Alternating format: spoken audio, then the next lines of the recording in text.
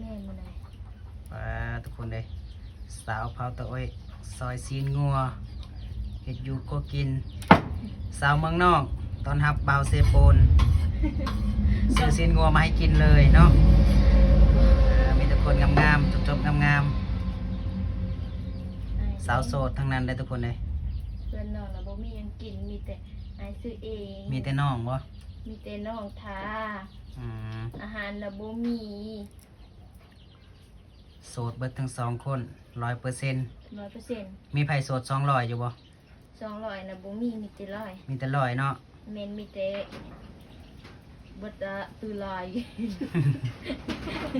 ชื่อว่าของยัง เจ้าก็โสดบ่สาวน้อย โสด โสดว่าซั่น